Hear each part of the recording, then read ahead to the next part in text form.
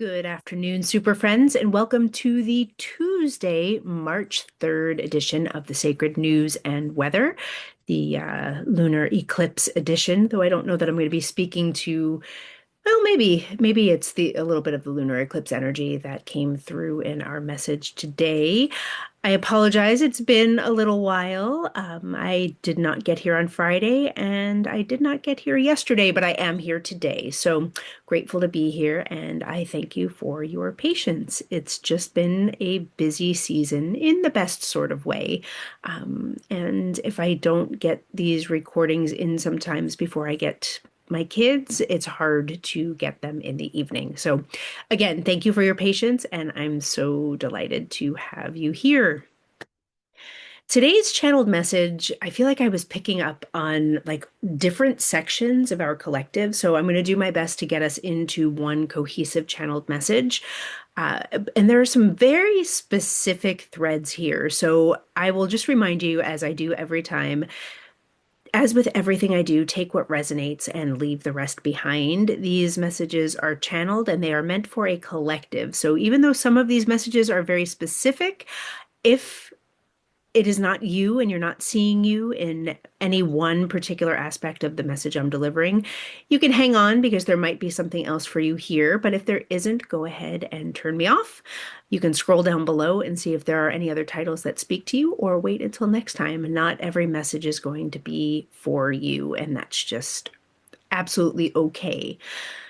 The other piece is that these messages are timeless. So whether you're receiving this in real time on Tuesday, March 3rd, 2026, or at a later date, know that if you are tuning in, there's probably going to be something here for you, unless you are one of my regulars, and this one just isn't.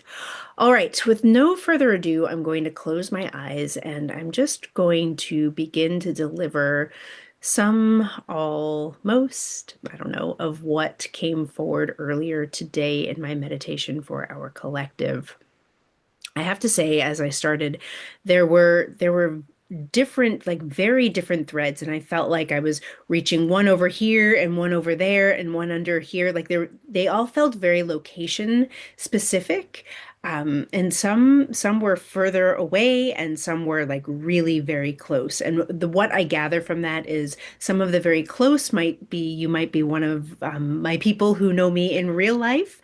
And some of the further away, you might be further abroad, maybe further out in the world. And it felt more of a proximity thing than anything else. And for someone closer to me, and I apologize, this is very specific and it comes without judgment. But for someone or some of you who feel closer to me rather than further away, Spirit is asking you to put down the drink, to put down the drugs. And drugs, I'm not seeing anything, horribly awry. It's more like the marijuana, it's more like the numbing mechanism, but specifically alcohol. There's a feeling that there are a few of you in here, not that there's a problem with addiction per se, but there is a degree of numbing that is keeping you from your magic. So the feeling that I got was the numbing that you are doing is actually dampening signals from your being, not your haywire nervous system signals, but it's like what you are using, the alcohol that you're using to numb signals from your body are actually masking very important information that wants to come forward so that you can create your magic in the world. Scenario, like if I can speak to like in what way this might apply, I'm really seeing it in terms of your work in the world. Like there are some of you who are tolerating something in the workspace that you really don't need to be tolerating, and the way you are choosing to tolerate it is with a glass of wine or two when you get home from work. But when you do that, you are missing out on really important signals from your nervous system that really want you to pay attention, because it feels like there's an opportunity either for a creative process that wants to emerge from inside of you, or there's an opportunity that's like really almost right in front of you, but you're not able to see it because you're focusing on what is wrong in the current system that you're in, and then you're numbing. And so you're not opening up to what is possible for you. There's one other piece that I'm seeing with this thread that I'll bring forward. And again, this doesn't feel like addiction. It doesn't feel like this is someone with a drinking problem. This feels like someone who is masking or numbing out a current, very specific problem and missing a really beautiful opportunity. Maybe because you're falling asleep, or maybe because what you would be doing if you didn't go to sleep early because you were tired from the alcohol, you're missing out on something that you would be seeing later in the evening. Or there's another thread that I'm seeing over here as well, where it is meddling with your sleep and it is waking you up in the night.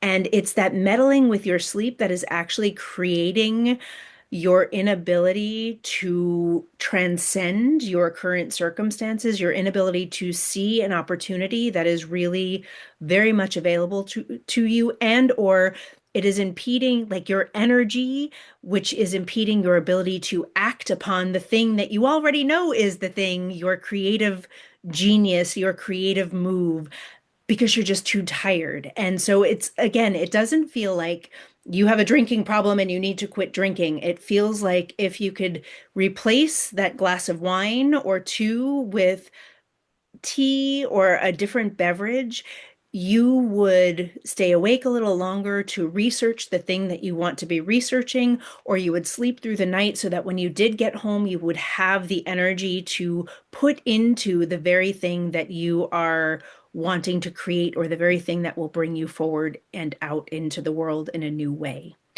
So again, it feels kind of specific, and I have no judgment about alcohol consumption or marijuana consumption. I'm just kind of being the reporter here.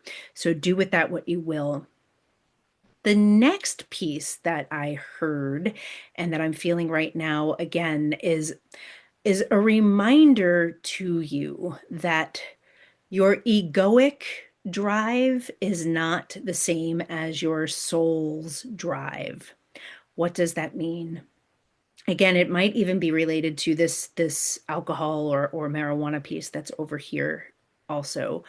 But what you what you think you want, what you think, like from the neck up, what you think it is that you're doing, or what you think it is that you want, is different than what your soul's purpose might be. And some of you already know that, and some of you are really working from this very soul-driven place.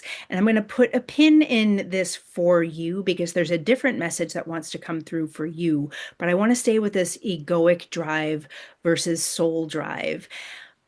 The term egoic drive, it can feel like I'm judging, like there's judgment in there, like your ego is bad and your soul is good. And it's not that. Our egos serve a very specific purpose. It is what keeps us fed. It is what keeps us nourished. It's what keeps us going in the world. We need our ego to be healthy. We need our ego to feel good. We want our ego to be present in our lives so that we can manage our bodies and manage our way in the world. But there's a feeling of being hooked into a goal, or maybe it's a goal. Maybe that's what it is that I'm seeing. It's like there's a feeling of being hooked into an egoic goal that is not actually in alignment with your soul's purpose, with your soul's mission, with your soul's drive. And for some, what I'm hearing over here is that it's financially driven. It's related to abundance. You've placed high importance on or high value on earning money, and or like if for some of you it's the health insurance, and there's no shame in that. And that's why I'm saying, like, ego isn't always bad. There is no shame in desiring security. There's no shame in desiring financial security, securing your health insurance for your family. There's no shame in that. But what I'm seeing is For some of you, there's a real impedance in your soul's mission, which can be for you a lot more lucrative, a lot more comfortable, a lot more abundant in all realms in terms of your energy, in terms of feeding yourself or your family, in terms of providing for everyone. You are, what I'm seeing is that you're operating on this egoic level, on this egoic drive, and you feel like, I need to stay here. I need to achieve at this level. I need to keep going forward in whatever line of work I'm in. I can't I can't come off of this train track. I can't come off of this path because if I do, you go into scarcity mode. You go into, I'm not going to be able to provide. And what I'm seeing here is that is, and you probably have already heard me say this, this is the lie that the system really wants you to have buy-in into. This is the lie that drives most of our Western society and has created the big disparity between the haves and the have-nots. It's the idea that we need the system in order to keep ourselves alive. And the system needs us to believe that. The system needs us to buy into that in order to keep itself alive. And so I'm here to remind you, if you have those soul dreams, if you have that soul vision for yourself, you are meant to be acting upon that soul vision. And I can see where it's related to the alcohol because it feels like there's a little bit, or marijuana, because it feels like there's a little bit of numbing to quiet this part of yourself, to like, shh, we can't honor our soul's drive because we have to feed my family and I have to feed the machine and stay a part of the machine in order to feed my family, in order to grow in my abundance. And it is a lie. And the feeling is we want you to unplug from the lie and start nourishing your soul. It doesn't mean you need to quit your job, but what it is asking you to do is to redirect your attention from the machine, to redirect your attention from the drive that you have had to maybe progress in your line of work, to progress in your business, to progress in the system, and pull that energy back a little bit, renew yourself, and see where you can focus your attention on your soul's work, on your soul's desire, on your true passions. Because nourishing your true passion will, one, make being a part of the machine a little more palatable if you have to stay a part of the machine, or conversely, it will make that machine really uninhabitable to the point where you are ready to unplug completely and dive into the depths of your soul's work. And that feels really important here. It feels really necessary. It feels like it's where we are in the world. In the world globally, it is time to unplug from the machine and plug into our own personal power, knowing that when your own personal power is in alignment with your heart, with spirit, with the divine, when everything is in alignment, you are going to be working with a mission of unity for all and not feeding a machine that wants to take from everyone else to feed itself. There was something here that I put a pin in. I let's see if I can find it. It is about those of you who are already doing your soul's work, who are already plugged into your soul's work. Here's what it is. Here's what the pin was that I put over here. Sorry. The feeling here is that some of you are talking about it a little bit too soon. I don't know to whom or to what end you're talking about it, but what I'm hearing is this cosmic shh. Now, the reason I'm hearing the shh, don't talk about it, is going to be for a different reason for all of you who are tuned in here. It's going to be for a different reason, and I'll just like see if I can riff on some of the reasons that I'm hearing. One is that if you are still a part of the machine and you start talking about your soul's work and what you're creating underneath it, I can feel that energy of the machine trying to shut you down, like trying to take away from your power. Like I can feel where energetically, by talking about it, it's almost like begging the machine to dig into you a little bit further and root its like claws into you a little bit more deeply so that your energy is depleted so that you can't work on your soul's mission. And that, when I say the machine, it might be like your boss, it might be your coworkers, it might be that feeling of envy that people feel when they see someone, when they're feeling stuck and they see someone beginning to really live their abundance.